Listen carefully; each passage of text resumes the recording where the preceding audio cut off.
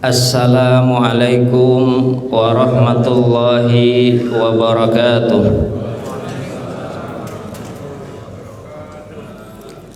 A'udzu billahi minasyaitonir rajim. Bismillahirrahmanirrahim. Alhamdulillahi rabbil alamin. Alladzi akramna bi syahri Ramadan. Alladzi ja'alna min ahli siyam. Wassalatu wassalamu ala asrafil anbiya'i wal mursalin Sayyidina wa maulana Muhammadin wa ala alihi wa ashabihi ajma'in, amma ba'du. Jamaah salat subuh yang dimuliakan Allah, puji dan syukur marilah senantiasa kita persembahkan hanya kepada Allah Subhanahu wa ta'ala, yang mana kita dimuliakan dengan datangnya bulan suci Ramadan, dan kita dijadikan sebagai ahli siyam, sebagai orang yang berpuasa di bulan suci Ramadan. Salawat dan salam marilah senantiasa kita sampaikan kepada baginda Nabi Muhammad sallallahu alaihi wasallam, seabdal-abdalnya orang yang berpuasa itu adalah beliau, dan sebaik-baiknya orang yang mendirikan malamnya itu adalah beliau. Mudah-mudahan kita sebagai umatnya diberikan syafaat oleh Nabi Muhammad sallallahu alaihi wasallam kelak di akhirat. Amin ya rabbal alamin.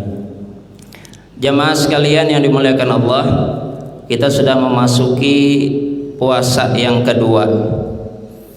Allah Subhanahu wa ta'ala berfirman, A'udzu billahi minasyaitonir rajim. Bismillahirrahmanirrahim. Ya ayyuhalladzina amanu kutiba alaikumus syiyamu kama kutiba alal ladzina min qablikum la'allakum tattaqun. Diwajibkan atas kalian berpuasa sebagaimana diwajibkan atas orang-orang sebelum kalian, agar kalian menjadi orang yang bertakwa. Oleh karena itu, mari kita senantiasa meningkatkan iman dan ketakwaan kita kepada Allah Subhanahu wa ta'ala, karena untuk mencapai derajat takwa tersebut haruslah diusahakan ya. Jadi untuk mendapatkan takwa itu harus diusahakan ya. Makanya salah satu perintah agar kita menjadi orang yang bertakwa adalah melaksanakan puasa di bulan suci Ramadan. Jamaah sekalian yang dimuliakan Allah Subhanahu wa ta'ala, kita seiring dengan bertambahnya usia kita, sebegitu pula kita telah melaksanakan ibadah puasa. Artinya puasa ini sudah sering kita laksanakan, kecuali yang baru mau melaksanakannya. Puasa menurut bahasa adalah menahan diri. Jadi menahan diri dari apa? Dari sesuatu ya, baik dari makan atau berbicara. Nah, itu secara bahasa. Jadi menahan diri dari makan dan berbicara. Makanya kata Nabi Shallallahu alaihi wasallam, kalau ada yang ingin mengajakmu berdebat atau menantang berkelahi, katakan ana shaim, saya sedang berpuasa. Jadi dilarang berdebat ya, dilarang berkelahi, katakan saya sedang berpuasa ya. Nah, jadi orang Arab itu untuk menyebut berpuasa itu tidak hanya tidak makan dan minum ya, tapi termasuk juga puasa berbicara. Sedangkan di dalam istilah agama, puasa adalah menahan diri dari hal-hal yang membatalkan puasa itu sendiri. Dimulai dari terbit fajar shodiq atau masuk waktu subuh hingga terbenamnya matahari atau masuk waktu maghrib. Oleh karena definisinya adalah menahan diri dari hal-hal yang membatalkan puasa, maka kita wajib mengetahui apa-apa saja atau hal-hal apa saja yang bisa membatalkan ibadah puasa kita. Sehingga jika kita bisa terhindar dari hal-hal yang membatalkan puasa, maka insya Allah puasa kita secara syariat atau secara hukum fikih sudah sah. Walaupun nanti perlu lagi ditingkatkan dengan menjauhi hal-hal yang bisa menghilangkan nilai ibadah puasa itu sendiri. Nah, jadi ada dua nih, ya. Yang pertama ada hal-hal yang membatalkan ibadah puasa, kemudian yang kedua ada hal-hal yang mengurangi atau malah menghilangkan nilai ibadah puasa itu sendiri.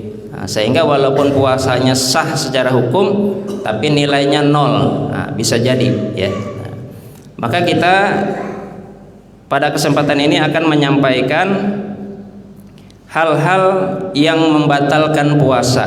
Ya. Ada 9, ya, dirinci ya dalam mazhab Syafi'i, ya, ada 9 hal-hal yang membatalkan puasa. Saya sebutkan dulu 9 ini, ya. Yang pertama, memasukkan sesuatu ke dalam salah satu 5 lubang, ya. Jadi di tubuh kita ini ada 5 lubang. Ada mulut, hidung, telinga, kubul dan dubur. Ya. Itu satu poin, ya. Yang kedua, muntah dengan sengaja. Yang ketiga, mohon maaf, bersenggama. Yang keempat, mohon maaf, keluar mani dengan sengaja. Yang kelima, hilang akal. Yang keenam, haid. Yang ketujuh, melahirkan. Yang kedelapan, nifas. Yang kesembilan, murtad. Mudah-mudahan ini selesai 9 ini secara singkat, secara praktis kita sampaikan. Nah, jemaah sekalian yang dimuliakan Allah. Nah, yang pertama tadi dahulu, ya, memasukkan sesuatu ke dalam 5 lubang. Ya. Yang pertama dulu lubang mulut. Nah, ini lubang mulut. Hukum memasukkan sesuatu ke dalam mulut. Yang pertama batal atau haram. Kapan itu? Yaitu memasukkan dan menelan sesuatu dengan sengaja. Jadi memasukkan sesuatu, kemudian sesuatu itu ditelan dengan sengaja, maka batallah puasanya, dan itu haram karena dia sadar sedang berpuasa. Kalau tidak ditelan, cuma dimasukkan saja, tidak batal. Ya. Jadi kalau dimasukkan kemudian ditelan, ya, baru batal. Tapi kalau dimasukkan saja tidak ditelan, tidak batal. Kemudian yang kedua, makruh. Ya, hukumnya makruh. Makruh ini dilarang, ya, tapi tidak sampai berdosa. Contohnya apa? Memasukkan sesuatu ke dalam mulut untuk bermain-main, ya, tetapi tidak ditelan. Misalnya dimasukkannya kelereng ke dalam mulut, dimain-maininya di dalam mulut, ya, nggak ditelannya. Nah, itu makruh, khawatir tertelan. Atau dimasukkannya es krim ke dalam mulut, dimain-maininya di dalam mulut, tapi tidak ditelannya. itu makruh. Jangan-jangan nanti tertelan. Ya. Kemudian yang ketiga, mubah. Mubah itu boleh-boleh saja. Jadi tidak dihukumi, zero. Seperti apa contohnya? Memasukkan sesuatu ke dalam mulut untuk mencicipi masakan. Nah, oleh siapa? Oleh tukang masak. Ya. Jadi yang mencicipi memang ahlinya, yang tukang masak. Ya, jangan istrinya yang memasak, suaminya disuruh coba. Pak katanya, ini cobain dulu masakan. Mana tahu suaminya rasanya, ya, kecuali sama-sama koki juga. Ya, jadi memasukkan sesuatu untuk mencicipi rasanya. Ya, hati-hati jangan sampai ditelan. Ya. Yang keempat, hukumnya sunnah. Nah, ini sunnah memasukkan sesuatu ke dalam mulut. Apa itu? Berkumur-kumur sebelum sholat atau ketika wudhu.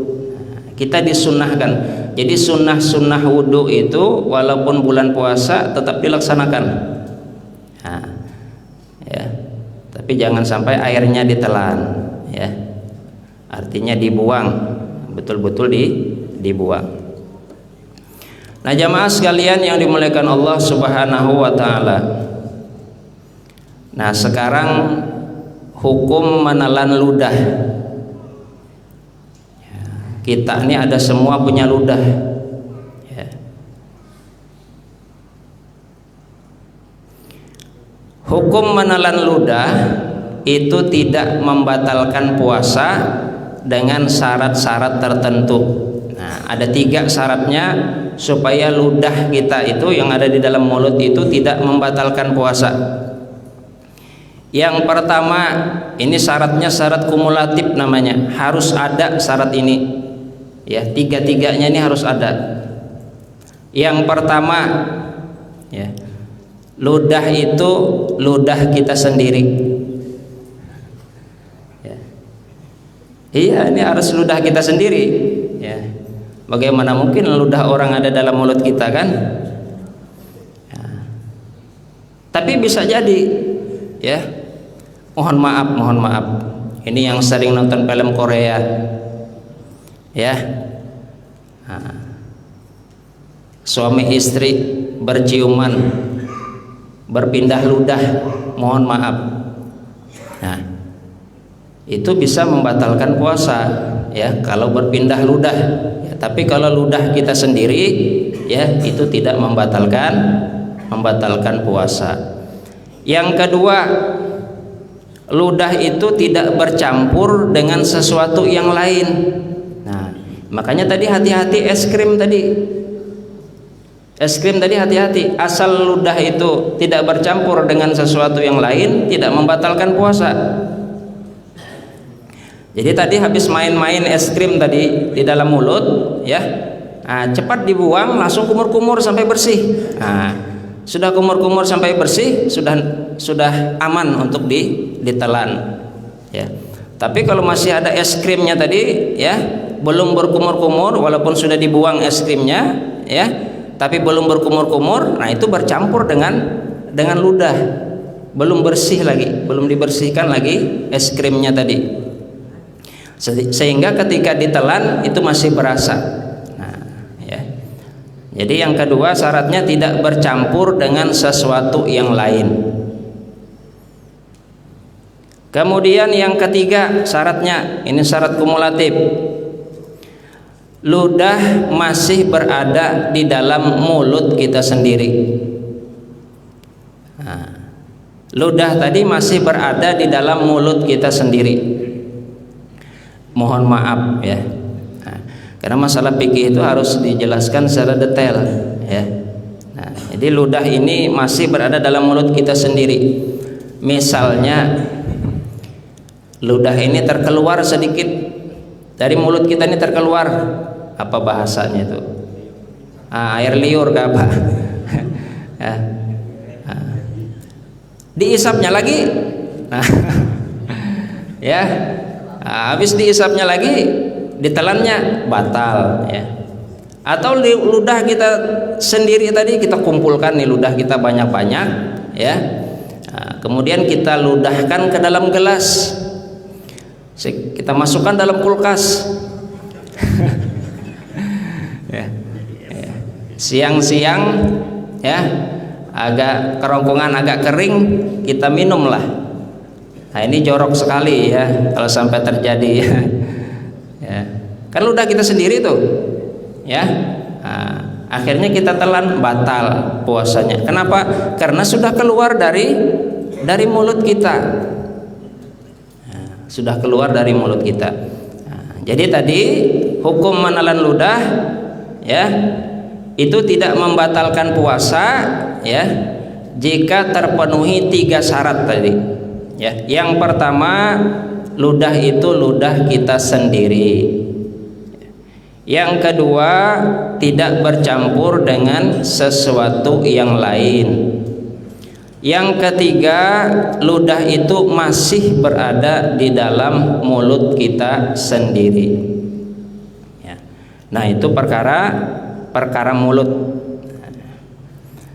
Sekarang kita pindah ke lubang yang berikutnya. Nah, lubang yang kedua yaitu lubang hidung. Nah, kita disunnahkan juga ketika berwudu itu untuk memasukkan air ke dalam hidung.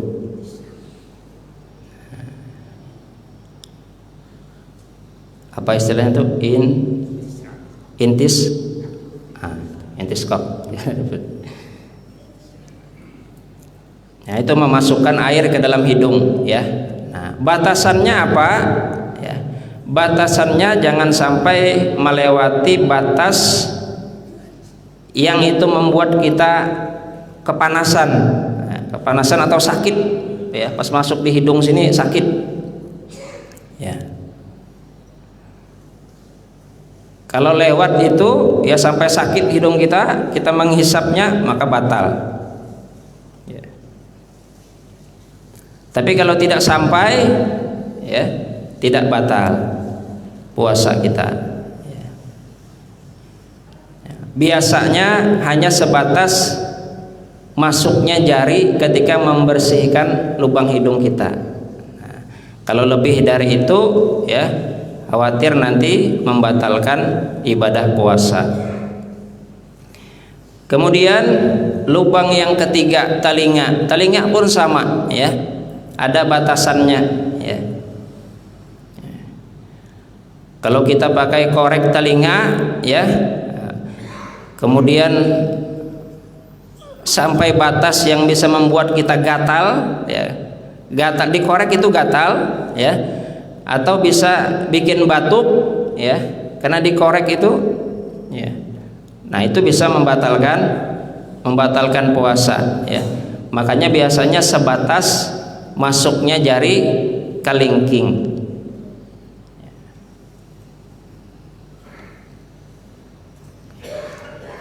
Kemudian yang keempat dan yang kelima, lubang yang keempat dan yang kelima ya. Mohon maaf, ini alat buang air kecil dan buang air besar. Memasukkan sesuatu ya,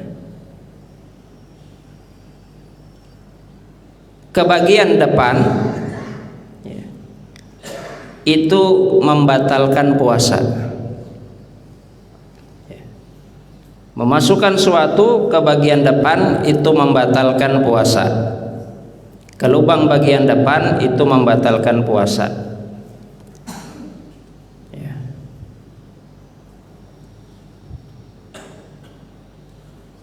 Meskipun itu obat. Ya. Jadi dimasukkan ya obat itu ya di bagian lubang depan itu membatalkan puasa.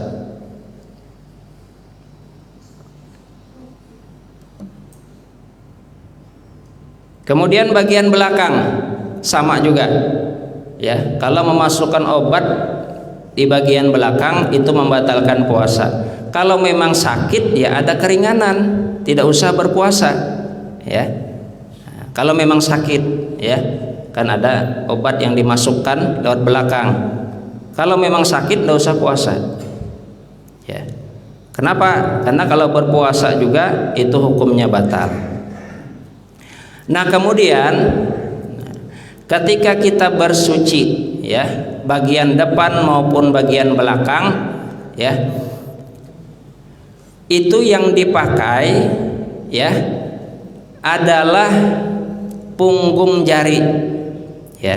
Bagian luar saja yang harus diusap. Mohon maaf, ya.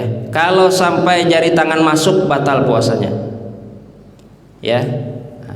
Untuk bagian depan ini perempuan, mohon maaf, bagian belakang laki-laki perempuan, ya. Jadi kita bersuci itu hanya bagian, mohon maaf, bagian punggung, bagian sini saja, bagian punggung jari. Kalau sampai ini masuk begini batal. Kalau dimasukkan, ya, dikorek bahasanya, batal, ya. Nah, jadi bersuci itu sekadarnya saja, bagian luarnya saja, ya, itu yang wajib dibersihkan. Jangan sampai jarinya masuk, ya, itu membatalkan puasa, ya.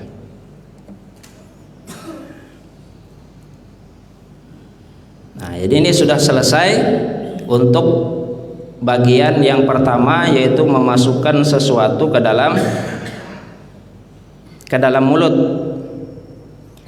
Kemudian yang kedua, muntah dengan sengaja. Nah, ini bisa membatalkan puasa. Jadi kalau muntah dengan sengaja itu membatalkan puasa. Kenapa? Karena muntah ini bisa dibuat-buat, ya. Kita tahu kalau kita mencium sesuatu itu bisa menyebabkan kita muntah, ya. Mencium bau-bauan, ya, itu kita sudah tahu kalau kita akan muntah kalau mencium bau-bauan itu, tetapi tetap kita lakukan, ya. Akhirnya kita betul-betul muntah. Nah, itu namanya muntah dengan sengaja, ya. Kenapa? Karena muntah tadi diusahakan, ya. Artinya kita ini tahu tentang keadaan diri kita sendiri, ya, kapan kita melakukan sesuatu itu menyebabkan kita muntah atau tidak, ya. Atau mulutnya dikorek-korek, ya, dimasukkan tangannya ke dalam lalu menyebabkan muntah, itu disengaja namanya, ya. Itu membatalkan puasa. Tetapi kalau muntah dengan sendirinya itu tidak membatalkan puasa. Kalau muntah dengan sendirinya, ya.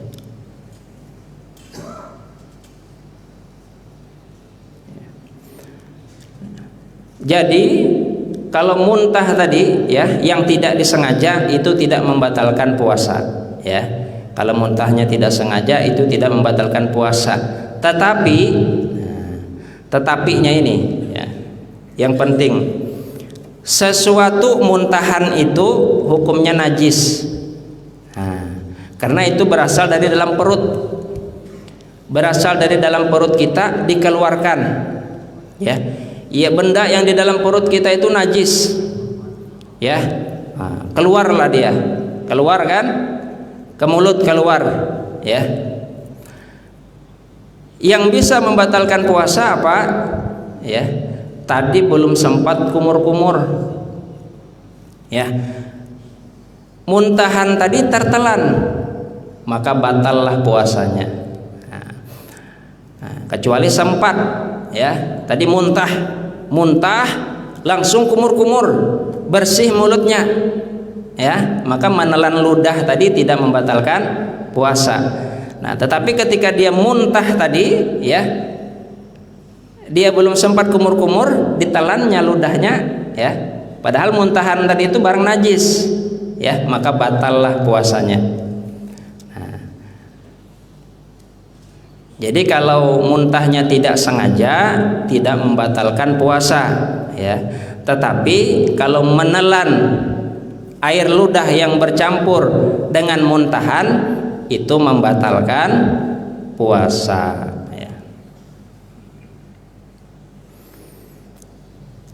Nah, itu bagian yang kedua ya, yang membatalkan puasa. Kemudian yang ketiga. Yang ketiga, mohon maaf, ini bersenggama. Gimana Ketua Takmir, sampaikan ke ini. Masalah fikih itu detail, ya, detail. Yang jelas ya, melakukan hubungan suami istri pada siang hari bulan suci Ramadan atau di dalam waktunya berpuasa itu membatalkan ibadah puasa ya. Itu membatalkan ibadah puasa.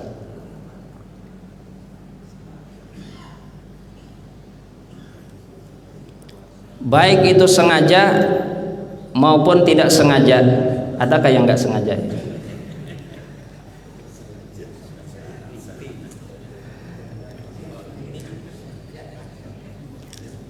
Dan hukumannya sangat berat ya, kafaratnya itu sangat berat.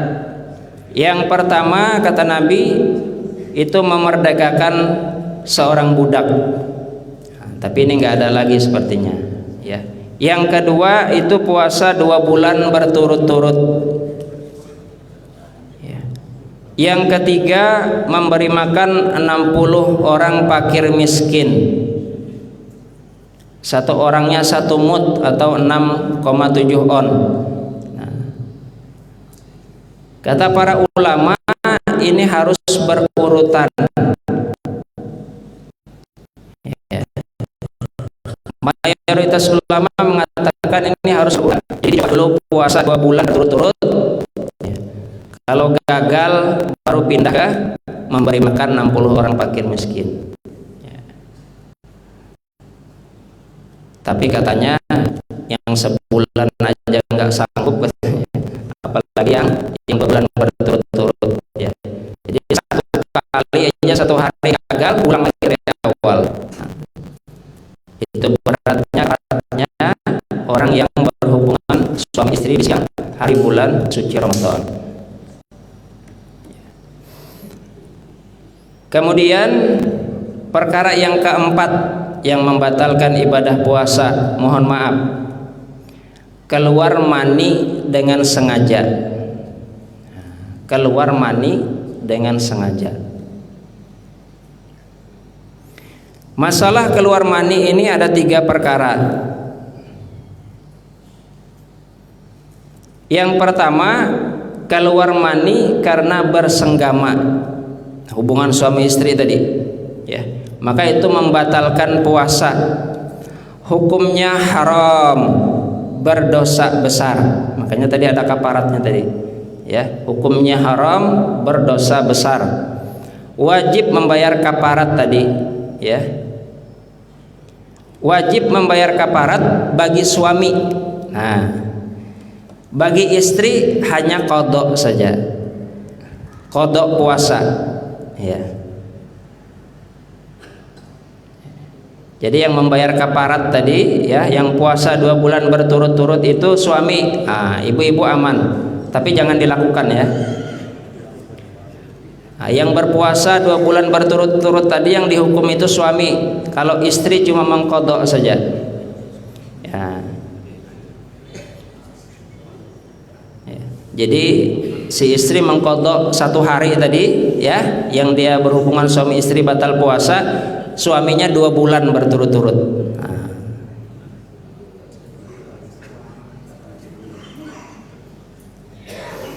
Kemudian yang kedua, keluar mani karena onani atau masturbasi.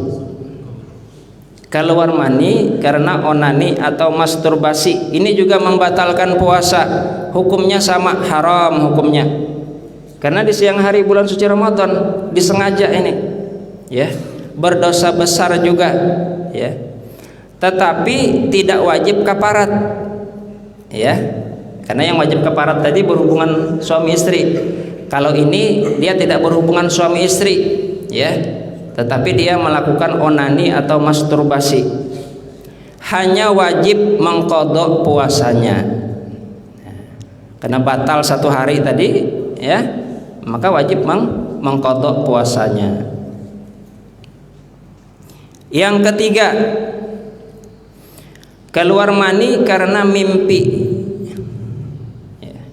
Ini tidak membatalkan puasa. Nah, yang namanya mimpi itu tidak membatalkan puasa. Ya. Namun wajib mandi besar. Ya. Karena junub. Ya. Nah, jadi kalau mimpi basah itu tidak membatalkan puasa, namun wajib mandi besar. Ya. Nah, siapa tahu nanti ada yang mimpi basah kan. Nah, habis mimpi basah minum dia, ini kan sudah batal katanya. Enggak batal dalam mazhab Syafi'i, ya. Nah, jadi enggak batal, ya. Lanjutkan aja puasanya, tapi harus mandi wajib, ya. Nah, ada perbedaan, ya. Jadi fikih itu dia detail, ya. Ada perbedaan mani, mazi, dan wadi. Sudah pernah dengar, ya? Sudah. Jadi harus tahu ini, ya, perbedaannya. Ada mani, ada mazi, pakai zal. Ada mazi, ada wadi. Mani itu apa? Mani itu dia keluar karena ada dorongan kuat atau ejakulasi, ya. Mani itu keluar karena dorongan yang kuat atau ejakulasi, ya. Biasanya memancar, jumlahnya banyak, itu disebut dengan mani. Ada yang kedua namanya mazi pakai zal, mazi, ya. Nah, kalau mazi ini dia keluar karena syahwat, ya, karena terangsang, tidak ada dorongan kuat, tidak ada ejakulasi, ya. Jumlahnya sedikit, biasanya sedikit, beberapa tetes saja. Kalau mani tadi dia keluarnya memancar banyak, kayak keran air, ya. Kalau mazi tadi sedikit, ya, itu keluarnya karena terangsang, ya, atau karena syahwat. Nah, ini biasanya yang nonton film Korea juga ini, karena adegannya film Korea itu panas-panas, ya. Nah, tahu-tahu di celana basah, ya. Nah, itu namanya mazi, ya. Kemudian yang ketiga wadi. Ya. Wadi itu keluar bukan karena syahwat, tetapi karena kecapean. Kecapean pulang perjalanan dinas, ya, tidur siang, ya. Tahu-tahu ada basah setitik atau 2 titik, ya. Atau biasa kita tidur di kasur, ya. Kasur itu biasa dijemur di luar tuh panas, ya, dijemur di luar panas, ya. Lagi panas-panas itu sudah kita masukkan ke dalam kamar, ya, kasur tadi kita berbaring di atasnya, ya.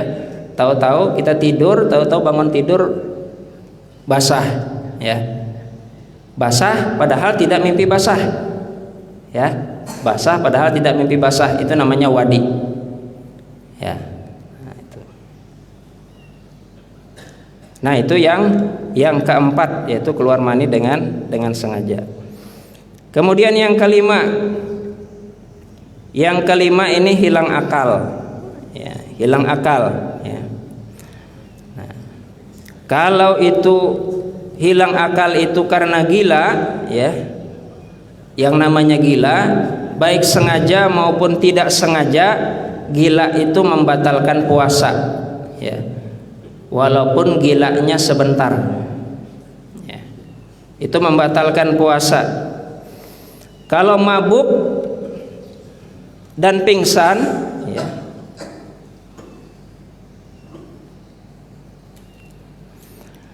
jika disengaja, ya, mabuk ini maksudnya hanyut ya. Kalau minum air ya batal puasanya. Maksudnya hanyut, pusing kepala gitu ya. Nah, bukan minum ya. Kalau minum ya memang batal ya. Ya. Jika disengaja mabuk itu ya sampai pingsan ya, nah itu membatalkan puasa biarpun sebentar ya. Jadi dia mutar-mutar gitu banyak kan, lari-lari mutar-mutar sampai kepalanya pusing atau senam atau gimana, kepalanya digoyang-goyangin sampai pusing ya, sampai pingsan ya. Nah, itu membatalkan puasa ya. Nah, jika mabuk dan pingsannya itu tidak sengaja ya, maka tetap membatalkan puasa kalau seharian penuh ya. Kalau tidak seharian tidak membatalkan puasa ya. Nah, kalau haid ya, yang keenam haid ya, itu jelas membatalkan puasa ya, walaupun haidnya itu di ujung mau berbuka, nah, tetap batal puasanya ya. Yang ketujuh melahirkan ya, nah, tetap membatalkan puasa. Yang kedelapan nifas ya, nah, itu membatalkan puasa. Yang kesembilan yang terakhir murtad atau keluar dari Islam, itu membatalkan puasa ya. Sudah dekat-dekat mau berbuka ya, lalu dia bilang saya tidak percaya lagi dengan Nabi Muhammad, batal puasanya ya, batal puasanya ya. Demikian, itu tadi ada 9 perkara yang membatalkan puasa dalam mazhab Syafi'i. Mudah-mudahan ini bermanfaat ya. Kita masih panjang puasanya, mudah-mudahan bisa kita benahi ya, sesuai dengan syarat dan rukunnya, sehingga secara hukum fikih atau syariat puasa kita benar-benar sah. Kemudian tidak cukup dengan itu ya, tentunya kita juga harus menjaga dari hal-hal yang menghilangkan nilai ibadah puasa kita. Demikian apa yang dapat saya sampaikan. Salah hilaf mohon maaf. Billahi taufiq wal hidayah. Wassalamualaikum warahmatullahi wabarakatuh.